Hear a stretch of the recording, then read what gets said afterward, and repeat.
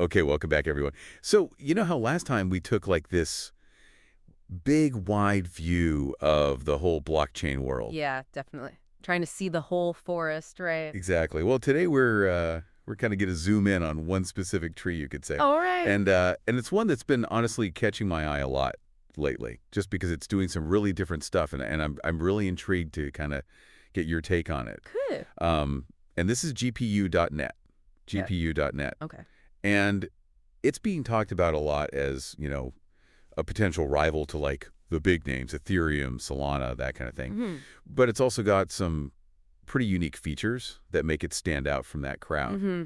So I'm really interested to kind of dive in and see, you know, for those listeners out there who are always kind of looking for that like next big thing, that ground floor opportunity, this one might be it. Right. But you know, there's always got to be a reason. But why would you choose to build on this new thing when these giants already exist? Right. Absolutely. And that's the first thing that really kind of jumped out at me when I started looking at this. Okay. The difference in the price of entry, right? Yeah. You talked about Ethereum and Solana. You're talking, you know, to spin up a subnet on a network like that, you're talking six figures, easy. Yeah, absolutely. Yeah. You're talking $100,000 plus. At least. GPU.net flips the script entirely on its head, right? Ew. It's Free. $0 to start. Okay, that's always appealing, right? Yeah. I mean, free. Who doesn't like free? But what's the catch? What's the trade-off? Well, you know, there's no such thing as a free lunch, right? Right. But I think what they're really doing here is they're saying, look, we want to attract a different type of builder. Okay. Right? We don't want you to have deep pockets. Yeah. We want you to just have an interesting idea.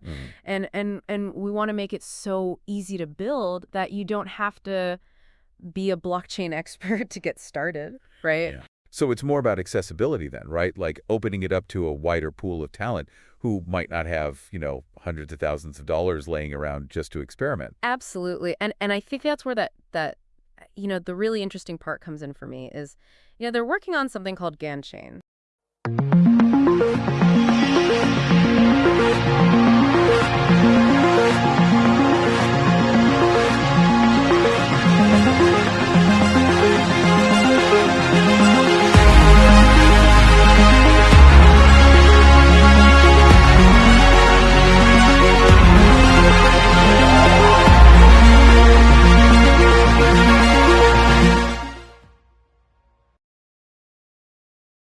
Oh, yeah, I saw that. Yeah. Which uses AI to help you actually develop, right? Right. So the idea is you can say, in plain English, I want to build an application that does this, and the AI will essentially write the code for you, or at least help you do it. So wait, AI writing blockchain code? Yeah. That sounds, It's almost too good to be true. I know, and it's still early days. Yeah. It's still under development. Right. But the concept is fascinating, right? Yeah. And the really interesting part is that those GPUs that are actually being used to train and run these AI models, Right. those are part of the GPU.net chain itself, right? It's kind of this beautiful synergy where Right. you've got the AI tools that are powered by the same hardware Okay. that's securing the network, and you can actually earn the GPU token, which is the native token of the GPU.net network, Right. by providing your GPU power. So it's like a circular thing. Yeah. AI is helping build the blockchain applications, Right. and the blockchain is helping, you know, It's- power the AI. Yeah, it's a really cool idea. Yeah, that is neat. Okay, so before we go too much further, because I can already feel us getting into the weeds here. Yeah.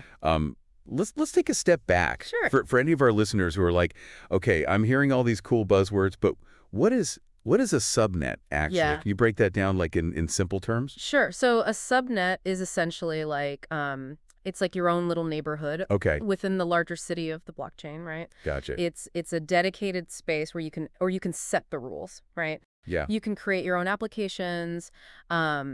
You know, So it's almost like a mini blockchain within a blockchain. Is that kind of, yeah. kind of the right way to think about it? Exactly. And each subnet can have its own unique functionality, right? Okay. So you could have one subnet that's focused on, you know, aiming, Okay. another one that's focused on, you know, decentralized finance, whatever it might be. Gotcha. And the really cool part is that on GPU.net, each subnet can actually generate its own revenue. Okay, so that's where this whole, because we touched on the revenue piece earlier. Right. So how does a subnet on GPU.net, how does it actually make money? So this is where that GPU token that I mentioned before really comes into play. Okay. Subnets on GPU.net, they earn a share of these GPU tokens directly from the blockchain. Okay. Right. Based on their activity, how much they're contributing to the network. Gotcha. It's an immediate revenue stream, right? Okay. Unlike some other platforms where you might have to, figure out your own ways to monetize. Right. It's kind of baked in. It's like built into the system. Built in. And it's all tied to this idea of useful work, right? Yeah. I remember seeing that phrase in some of the stuff you sent me. Yeah, absolutely. And that's really key to understanding how GPU works. It's not just about, being there. It's about doing something useful. Right.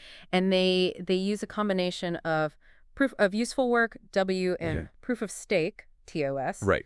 To kind of balance things out. Okay, can you give us a concrete example? Because I think sometimes those terms, they get a little hard to wrap your head around. Sure. So let's take an actual real world example, right? Okay. Their current dApp, which is also the first subnet on GPU.net. Okay. That's actually earning 480 GPU tokens per day. Just for existing, right? Just for being there and doing its thing. Just for doing its thing, right? Wow. Providing value. Okay, so that's right now, and then when mainnet launches. Right, and this is where it gets really interesting. Yeah. When the mainnet launches, that daily allocation for subnets, it's going up to 1,440 GPU. Whoa, okay, so per day, right? More than triple. Yeah.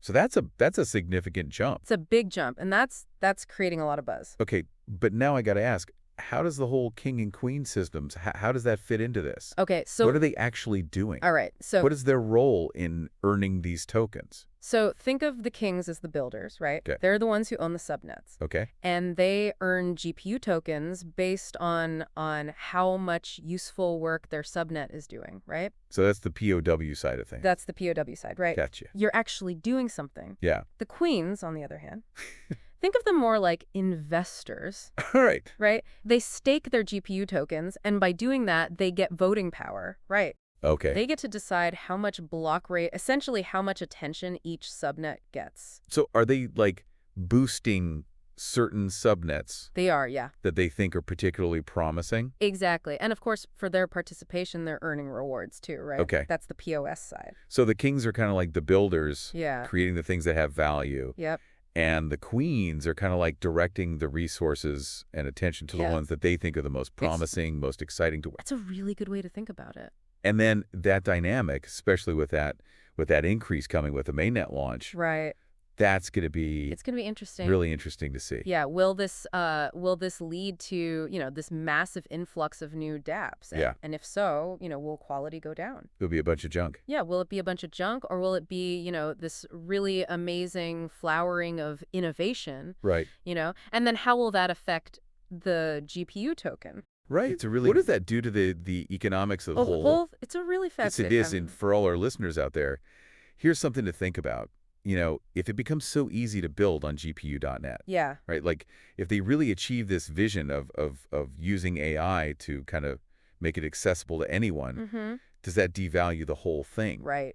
Is there still an incentive for people to participate, to build, to invest? Yeah. Or does it become so democratized that it loses its specialness? Exactly. Those are some really interesting questions. Yeah. And we'd love to know your thoughts. Jump into the comments. Tell us what you think about this whole new world of GPU.net. Yeah, it's definitely one to keep an eye on. It is. All right. Thanks so much for breaking all that down with me. My pleasure. I always love these deep dives into these new and exciting parts of the blockchain world. It's a wild world out there. It is. All right. We'll see you next time, everyone. See ya.